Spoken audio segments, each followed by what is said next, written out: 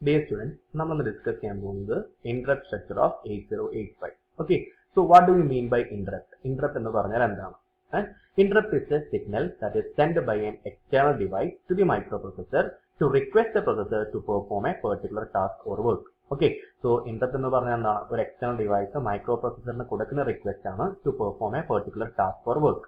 And mainly in the microprocessor based systems, the interrupts are mainly used for the data transfer between the peripheral devices and the microprocessor. Okay, so when a peripheral is ready for the data transfer, it interrupts the processor by sending an appropriate signal to the interrupt pin of the processor. And if the processor accepts the interrupt, then the processor will suspend its current activity and start executing the interrupt service routine corresponding to that particular interrupt. Okay, to complete the data transfer between the peripheral and the microprocessor. Okay, so after executing the interrupt service routine, the processor resumes its current activity or it returns to the main program by RET instruction. Okay, അപ്പോൾ എന്താണ് നമ്മൾ പറഞ്ഞിട്ടുള്ളത്? നമ്മളൊരു peripheral data ട്രാൻസ്ഫറിന് ready ആണെങ്കിൽ എന്ത് ചെയ്യും? It will interrupt the processor by sending, അതായത് ഒരു പെരിഫറൽ ഡിവൈസ് മൈക്രോപ്രൊസസ്സറുമായിട്ട് ഡാറ്റ ട്രാൻസ്ഫറിന് റെഡി ആണെങ്കിൽ അത് എന്ത് ചെയ്യും? അത് മൈക്രോപ്രൊസസ്സറിന്റെ ഇന്ററപ്റ്റ് പിന്നിലോട്ട് അപ്രോപ്രിയേറ്റ് ആയിട്ടുള്ള സിഗ്നൽ കൊടുക്കും. ഓക്കെ, അപ്പോൾ ആ ഒരു ഇന്ററപ്റ്റ് മൈക്രോപ്രൊസസർ ആക്സെപ്റ്റ് ചെയ്യുകയാണെങ്കിൽ എന്താ ചെയ്യുക? മൈക്രോപ്രൊസസർ ഇപ്പൊ ചെയ്തുകൊണ്ടിരിക്കുന്ന വർക്ക് എന്താണോ, എന്ത് ആക്ടിവിറ്റിയാണോ ചെയ്തുകൊണ്ടിരിക്കുന്നത് അതിനെന്ത് ചെയ്യും? സസ്പെൻഡ് ചെയ്യും, അത് സ്റ്റോപ്പ് ചെയ്യും. എന്നിട്ട് എന്ത് ചെയ്യും? ആ നമ്മുടെ ഇന്ററപ്റ്റിന് എന്താണോ ആവശ്യം, അപ്പൊ ഒരു പെർട്ടിക്കുലർ ഇന്ററപ്റ്റിന് കറസ്പോണ്ടിങ് ആയിട്ട് എന്തുണ്ടാവും? ഒരു സ്റ്റോർഡ് പ്രോഗ്രാം ഉണ്ടാവും ഒരു പെർട്ടിക്കുലർ അഡ്രസ്സിൽ. ഓക്കെ, അല്ലെങ്കിൽ നമ്മൾ ആ ഒരു പെർട്ടിക്കുലർ അഡ്രസ് നമ്മൾ കൊടുക്കും, ആ ഒരു പെർട്ടിക്കുലർ അഡ്രസ്സിലുള്ള പ്രോഗ്രാം റൺ ചെയ്യേണ്ടി വരും. ഓക്കെ, സോ ആ ഇന്ററപ്റ്റിന്റെ ആവശ്യം എന്താണോ അതിന്റെ ആ ഒരു പ്രോഗ്രാം, അതിനാണ് നമ്മൾ പറയുന്നത് ഇന്ററപ്റ്റ് സർവീസ് റൂട്ടിംഗ് എന്ന് പറയുന്നത്. ഓക്കെ, അപ്പോ മൈക്രോപ്രൊസസ്സറിന് ഒരു ഇന്ററപ്റ്റ് സിഗ്നൽ കിട്ടിക്കഴിഞ്ഞാൽ മൈക്രോപ്രൊസസർ ഇപ്പൊ ചെയ്തുകൊണ്ടിരിക്കുന്ന ആക്ടിവിറ്റീനെ സസ്പെൻഡ് ചെയ്തിട്ട് അത് എന്ത് എക്സിക്യൂട്ട് ചെയ്യും? ഇന്ററപ്റ്റിന് കറസ്പോണ്ടിങ് ആയിട്ടുള്ള സർവീസ് സബ് റൂട്ടീനെ എക്സിക്യൂട്ട് ചെയ്യും. Okay, in order to complete the data transfer between the microprocessor and the peripheral devices. Okay, so ആ ഒരു സർവീസ് റൂട്ടീനെ എക്സിക്യൂട്ട് ചെയ്ത് കഴിഞ്ഞതിന് ശേഷം മാത്രമേ എന്ത് ചെയ്യുള്ളൂ? മൈക്രോപ്രൊസസർ തൊട്ടു മുന്നേ അത് ചെയ്തുകൊണ്ടിരുന്ന ആക്ടിവിറ്റിയിലോട്ട് റെസ്യൂം ചെയ്യുള്ളൂ. ഓക്കെ, സോ ഇതാണ് നമ്മുടെ ഒരു ഇന്ററപ്റ്റിന്റെ കാര്യം. അപ്പോൾ ഇന്ററപ്റ്റ് അതൊരു പെരിഫറൽ ഡിവൈസ് ഡാറ്റ ട്രാൻസ്ഫറിന് റെഡി ആണെങ്കിൽ അതൊരു ഇന്ററപ്റ്റ് സിഗ്നൽ എവിടെ കൊടുക്കും? അപ്രോപ്രിയേറ്റ് സിഗ്നൽ എവിടെ കൊടുക്കും? ഇന്ററപ്റ്റ് പിൻ ഓഫ് ദ മൈക്രോപ്രൊസസറോട് കൊടുക്കും. അപ്പോൾ മൈക്രോപ്രൊസസർ ആ ഒരു ഇന്ററപ്റ്റ് ആക്സെപ്റ്റ് ചെയ്യുകയാണെങ്കിൽ microprocessor will suspend its current activity and execute the interrupt service routine corresponding to that particular interrupt. Okay, കുറെ ടൈപ്പ് ഓഫ് ഇന്ററപ്റ്റ് നമ്മൾ പഠിക്കാനുണ്ട്. And after executing the interrupt service routine microprocessor എന്ത് ചെയ്യും? It will resume it current activity or it returns to the main program by RET instruction. അപ്പോൾ ഒരു നമ്മുടെ internet ISR, അതായത് interrupt service റൂട്ടിന് corresponding ആയിട്ട് ഏറ്റവും അവസാനം ഒരു റിട്ടേൺ ഇൻസ്ട്രക്ഷൻ ഉണ്ടാവും കേട്ടോ. അപ്പോൾ അതിനുശേഷം എന്ത് ചെയ്യും? അപ്പോൾ നമ്മളൊരു ഇന്ററപ്റ്റ് കിട്ടിക്കഴിഞ്ഞാൽ അത് മൈക്രോപ്രൊസസർ ആക്സെപ്റ്റ് ചെയ്ത് കഴിഞ്ഞാൽ മൈക്രോപ്രൊസസർ ഓട്ടോമാറ്റിക് ആയിട്ട് എങ്ങോട്ട് ബ്രാഞ്ച് ചെയ്യും? ആ ഒരു പെർട്ടിക്കുലർ ISRലോട്ട് ബ്രാഞ്ച് ചെയ്യും. എന്നിട്ട് ഈ ISR എക്സിക്യൂട്ട് ചെയ്ത് കഴിഞ്ഞതിന് ശേഷം എന്ത് ചെയ്യും? അതിന്റെ മെയിൻ പ്രോഗ്രാമിലോട്ട് എന്ത് ചെയ്യും? മൈക്രോപ്രൊസസർ റെസ്യൂം ചെയ്യും. ഓക്കെ, ഇതാണ് നടക്കുന്നത്. So after executing the ISR, that is interrupt service routine, the processor resumes its current activity or it returns to the main program by എന്ത് ഇൻസ്ട്രക്ഷൻ ആണ്? RET instruction, that is return instruction. And this type of data transfer scheme ആണ് നമ്മൾ എന്ത് വിളിക്കുന്നത്? Interrupt driven data transfer scheme എന്ന് വിളിക്കുന്നത്. So വളരെ important ആയിട്ടുള്ള കാര്യമാണ്. What are the important classifications of the interrupt? Okay, so interrupts are classified into various groups based on their parameters. So first parameter നമ്മൾ പറയുന്നത് വെക്ടേർഡ് ഇന്ററപ്റ്റ്. വെക്ടേർഡ് ഇന്ററപ്റ്റ് എന്ന് പറഞ്ഞാൽ എന്താണ്? So in this type of interrupt the interrupt address is known to the processor. അപ്പോൾ മൈക്രോപ്രൊസസറിന് അപ്പോൾ ഓരോ ഇന്ററപ്റ്റിന് corresponding ആയിട്ട് ഒരു ISR നമുക്ക് റൺ ചെയ്യണം അല്ലെ? ഒരു ഇന്ററപ്റ്റ് സർവീസ് റൂട്ടീൻ ആയിരുന്നു എക്സിക്യൂട്ട് ചെയ്യാം മൈക്രോപ്രൊസസർ. അപ്പോൾ ഒരു പെർട്ടിക്കുലർ ഇന്ററപ്റ്റ് കാണുന്ന സമയത്ത് മൈക്രോപ്രൊസസറിന് അതിന്റെ കറസ്പോണ്ടിങ് ആയിട്ടുള്ള ഇന്ററപ്റ്റ് അഡ്രസ് അറിയാമെങ്കിൽ ആ ഒരു ഇന്ററപ്റ്റിനെയാണ് നമ്മൾ എന്ത് വിളിക്കുന്നത്? വെക്ടേർഡ് ഇന്ററപ്റ്റ് എന്ന് വിളിക്കുന്നത്. ഓക്കെ, സോ വെക്ടേർഡ് ഇന്ററപ്റ്റ് എന്ന് പറഞ്ഞാൽ എന്താണ്? In this type of interrupt the interrupt address is known to the processor. Interrupt address is known to the processor. അപ്പോൾ അതിന് എക്സാമ്പിൾ ആണ് ഏതൊക്കെ? RST 7.5, RST 6.5, RST 5.5 and trap. Okay, so in vectored interrupt എന്താണ്? The processor automatically branches to a specific address in response to an interrupt. അപ്പോൾ ഈ ഇന്ററപ്റ്റുകളൊക്കെ വരുവാണെങ്കിൽ മൈക്രോപ്രൊസസറിന് അറിയാം എങ്ങോട്ടാണ് ഓട്ടോമാറ്റിക്കലി ബ്രാഞ്ച് ചെയ്യേണ്ടത്. ഓക്കെ, സോ ഇന്ററപ്റ്റ് അഡ്രസ് ആർക്കറിയാം? മൈക്രോപ്രൊസസറിന് അറിയാം. Okay, so vector interrupts are those interrupts where the interrupt whose interrupt address is known to the processor. And in vector interrupts, the processor will automatically branch to a specific address in response to an interrupt. And in non-vector interrupt എന്ന് പറഞ്ഞാൽ എന്താണ്? In this type of interrupt, the interrupt address ആർക്കറിയില്ല, interrupt address is not known to the processor. So എന്താണ്? The interrupt address needs to be sent externally by the device to perform the interrupt. For example, INTR. Okay, അപ്പൊ ഈ INTR പിന്നിൽ നമ്മൾ കൊടുക്കുന്ന interrupt എന്ന് പറയുകയാണെങ്കിൽ അത് non vector interrupt ആയിരിക്കും. മീൻസ് മൈക്രോ പ്രൊസസറിന് അറിയില്ല എന്താണ് ഇന്ററപ്റ്റ് അഡ്രസ് എന്ന്, ഏതാണ് ഇന്ററപ്റ്റ് അഡ്രസ് എന്ന്. ഓക്കെ, അപ്പൊ നമ്മൾ എന്ത് ചെയ്യേണ്ടി വരും? INTR എന്ന് പറഞ്ഞ പിന്നിൽ കണക്ട് ചെയ്യുന്ന എക്സ്റ്റേണൽ ഡിവൈസ് എന്തും കൂടി ചെയ്യേണ്ടി വരും? അതിന്റെ ഇന്ററപ്റ്റ് അഡ്രസ് കൂടി എന്ത് ചെയ്യണം? പ്രൊവൈഡ് ചെയ്യേണ്ടി വരും. Okay, so in non vector interrupt the interrupted device, interrupt ചെയ്യുന്ന device, interrupted device should give the address of the interrupt service routine. അപ്പോൾ വെക്റ്റർ ഇന്ററപ്റ്റ് എന്ന് പറയുകയാണെങ്കിൽ RFC 7.5, 6.5, 5.5 ട്രാപ്പ് ഇവർക്കൊക്കെ എന്താണ്? ഒരു കറസ്പോണ്ടിങ് ആയിട്ട് എന്തുണ്ട്? ഒരു വെക്ടർ അഡ്രസ് ഉണ്ട്. ഓക്കെ, ഒരു ഇന്ററപ്റ്റ് അഡ്രസ് ഉണ്ട്. ആൻഡ് ആ ഒരു പെർട്ടിക്കുലർ ഇന്ററപ്റ്റ് വരികയാണെങ്കിൽ മൈക്രോ പ്രൊസസർ എന്ത് ചെയ്യും? ഓട്ടോമാറ്റിക്കലി ആ ഒരു പെർട്ടിക്കുലർ അഡ്രസ്സിലോട്ട് ബ്രാഞ്ച് ചെയ്യും in response to that particular interrupt and will execute the ISR, that is interrupt service routine, that is stored in that particular vector address. Okay, ഇനി non vector interrupt എന്ന് പറയുകയാണെങ്കിൽ എന്താണ്? Micro പ്രൊസസറിന് അറിയില്ല എന്താണ് interrupt address എന്ന്. അപ്പൊ നമ്മൾ എന്ത് ചെയ്യേണ്ടി വരും? നമ്മൾ ആ ഒരു ഇന്ററപ്റ്റ് ചെയ്യുന്ന device should give the address of the interrupt service routine, that is ISR എവിടെയാണോ എഴുതിയിട്ടുള്ളത്, ഏത് അഡ്രസ്സിലാണോ കൊടുത്തിട്ടുള്ളത്, ആ അഡ്രസ് എന്ത് ചെയ്യണം? നമ്മൾ ഇന്ററപ്റ്റ് ചെയ്യുന്ന ഡിവൈസ് കൊടുക്കണം. ഓക്കെ, അതിന്റെ എക്സാമ്പിൾ ആണ് എന്ത്? INTR എന്ന് പറഞ്ഞാൽ എന്ത് ഇന്ററപ്റ്റ് ആണ്? INTR is a non-vectored interrupt. So mainly vectored and non-vectored. Vectored interrupt, in this type of interrupt എന്താണ്? Address is, that is interrupt address is known to the processor, and in non-vectored interrupt എന്താണ്? Interrupt address is not known to the processor and it should be given by the sent externally by the device to perform the interrupt.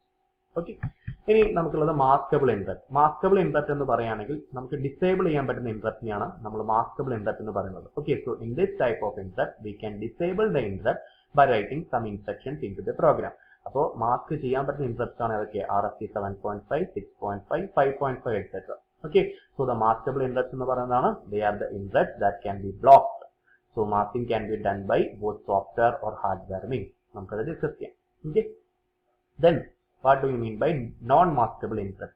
In non-maskable interrupt, we cannot disable the interrupt by writing some instructions into the program. നമുക്ക് ഒരിക്കലും എന്ത് ചെയ്യാൻ പറ്റില്ല? ഈ type of ഇന്ററപ്റ്റിനെ disable ചെയ്യാൻ പറ്റില്ല. അതൊരു example ആണ് എന്ത്?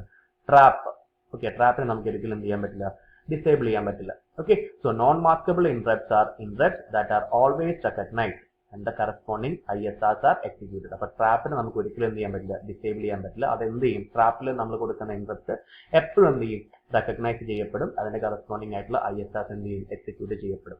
Okay, so these are non maskable interrupt. So maskable interrupt എന്ന് പറഞ്ഞാൽ these are those interrupts which can be disabled by writing some instructions in the program, and non-maskable interrupts are those interrupts which we cannot disable by writing some instructions into the program. Okay, so maskable കഴിഞ്ഞു, non maskable കഴിഞ്ഞു, vectored കഴിഞ്ഞു, പിന്നെ non vectored interrupt കഴിഞ്ഞു. Okay, so vectored interrupt, non vectored interrupt, maskable interrupt, non maskable interrupt കഴിഞ്ഞു.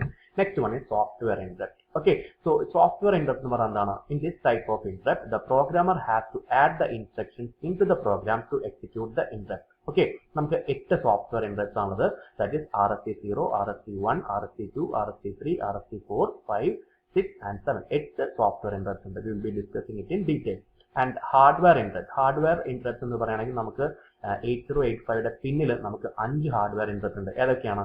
Trap, RFC 7.5, RFC 6.5, RFC 5.5 and INTR കൂടി വരുന്നത് എവിടെയാണ്? Hardware ഇന്ററപ്റ്റിലാണ്. ഓക്കെ, software interrupts discuss ചെയ്യാം. Okay, so what do you mean by software interrupts?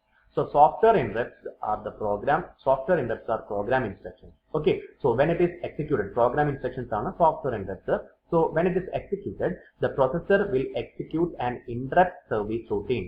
Okay, an interrupt service routine stored in the vector address of the software interrupt. Okay, അപ്പോൾ നമുക്ക് RFC 0 to RFC 7 corresponding ആയിട്ട് എന്തുണ്ടാവും? RFC 0 corresponding ആയിട്ട് ഒരു memory address ഉണ്ടാവും, RFC 1 corresponding ആയിട്ട് ഒരു memory address ഉണ്ടാവും, RFC 7 കറസ്പോണ്ടിങ് ആയിട്ടൊക്കെ എന്തുണ്ടാവും? ഒരു വെക്ടർ അഡ്രസ് ഉണ്ടാവും. ഓക്കെ, സോ നമ്മൾ RFC 0 എന്ന് കൊടുക്കുകയാണെങ്കിൽ എന്താ ചെയ്യാം? Micro processor will execute the ISR that is interrupt service routine that is stored in the corresponding address. Okay, അപ്പോൾ RST0 ആണെങ്കിൽ ഈ ഒരു അഡ്രസ്സിലുള്ള 0000 എന്നുള്ള അഡ്രസ്സിലുള്ള ISR എക്സിക്യൂട്ട് ചെയ്യും. if we are providing RST1 എന്നുള്ളൊരു നമ്മൾ ഒരു പ്രോഗ്രാം ടൈപ്പ് ചെയ്യുകയാണെങ്കിൽ നമുക്ക് എന്ത് കിട്ടും? it will be executing the interrupt that is stored in the vector address 0008. Okay, so software interrupts എന്ന് പറഞ്ഞാൽ എന്താണ്? They are basically program instructions, and when it is executed, the processor executes the ISR which is stored in the vector address of the software interrupt. Okay, അപ്പോൾ നമുക്ക് 8 software interrupt ആണുള്ളത്, RST0 to RST7. ഇനി vector address for these interrupt എങ്ങനെയാണ് നമ്മൾ calculate ചെയ്യുന്നത്? For example ഞാൻ RST5നാണ് consider ചെയ്യുന്നത്. Okay, so we will B multiplying the interrupt number with 8. So we are multiplying the interrupt number that is 5 with 8. 5 into 8 I will be getting 40. So this 40 is a decimal value. I am converting it into hexadecimal value. Okay, ഈ hexadecimal value ആയിരിക്കും corresponding ആയിട്ടുള്ള RST5ന്റെ vector address. Okay, so നമ്മൾ ഏതൊരു interrupt ആണെങ്കിലും നമ്മൾ ആ particular ഇന്ററപ്റ്റിനെ 8 കൊണ്ട് multiply ചെയ്യും. So we will be getting decimal number and will be converting that decimal number into hexadecimal number which will be its vector address. Okay, so vector address for interrupt RST5 നമുക്ക് എത്ര കിട്ടിയത്? 28H. 28H നെ നമുക്ക് address എന്ന് പറയുമ്പോൾ നമ്മൾ 16 ബിറ്റിലല്ല എഴുതാം. Okay, അപ്പൊ നമ്മൾ എങ്ങനെ എഴുതാം? 16 ബിറ്റ് ആയിട്ട് എഴുതാം 0028. ഓക്കെ, ഇനി നമുക്ക് എളുപ്പത്തിൽ നമുക്ക് വേറെ കാര്യം കൂടി പറയാം. നിങ്ങൾ നോക്കിയേ, ഇവിടെ RST0യും 1ഉം ഒരുമിച്ച് ഗ്രൂപ്പ് ചെയ്യുന്നുണ്ട്. നമ്മളിവിടെ 0യും 8ഉം. ഓക്കെ, ഇനി RST2ഉം 3യും അല്ലേ? RST2 and 3. RST2 corresponds to 10. RST3 corresponds to 18. ഇനി അടുത്ത എന്തായിരിക്കും? അപ്പോൾ 0008, 1018, ഇനി എന്താണ്? 2028, 3038. ആ രീതിയിൽ അങ്ങ് പഠിച്ചു വെച്ചാൽ മതി. ഓക്കെ, അപ്പം നമ്മൾ രണ്ടെണ്ണം വെച്ച് ഗ്രൂപ്പ് ആക്കിയിട്ട് നമുക്ക് ഈ രീതിയിൽ എഴുതി കഴിഞ്ഞാൽ എളുപ്പത്തിൽ നമുക്ക് വെക്ടർ അഡ്രസ് നമുക്ക് എഴുതാൻ സാധിക്കും. ഓക്കെ, സോ എന്താണ് ചെയ്യുക? സോഫ്റ്റ്വെയർ ഇന്ററപ്റ്റ് എന്ന് പറഞ്ഞാൽ ആ ഒരു പെർട്ടിക്കുലർ സോഫ്റ്റ്വെയർ ഇന്ററപ്റ്റ് എന്ന് പറയുകയാണെങ്കിൽ ദീസ് ആർ പ്രോഗ്രാം ഇൻസ്ട്രക്ഷൻ. നമ്മളൊരു പെർട്ടിക്കുലർ പ്രോഗ്രാം ഇൻസ്ട്രക്ഷൻ എക്സിക്യൂട്ട് ചെയ്യുകയാണെങ്കിൽ പ്രൊസസർ എന്ത് ചെയ്യും? ISRനെ എക്സിക്യൂട്ട് ചെയ്യും. That is stored in the vector address of the software interrupt. അപ്പോൾ RST0 എന്ന് പറയുകയാണെങ്കിൽ അല്ലെങ്കിൽ RST7 എന്ന് പറയുകയാണെങ്കിൽ എന്താണ് ചെയ്യുക? RST7 എന്ന് പറയുകയാണെങ്കിൽ നമുക്ക് 0038 RST7 എന്ന് പറഞ്ഞാൽ 0038 എന്ന് പറഞ്ഞിട്ടുള്ള വെക്ടർ അഡ്രസ്സിൽ സ്റ്റോർ ചെയ്തിട്ടുള്ള ISR ആയിരിക്കും എക്സിക്യൂട്ട് ചെയ്യുക. ഓക്കെ, സോ ഇതാണ് നമ്മുടെ സോഫ്റ്റ്വെയർ ഇന്ററപ്റ്റ്. അത് എഴുതുന്ന രീതി ഞാൻ പറഞ്ഞു. രണ്ടെണ്ണം വെച്ച് ഗ്രൂപ്പ് ആക്കുക. ഇവിടെ 0008, 1018, 2028 and 3038.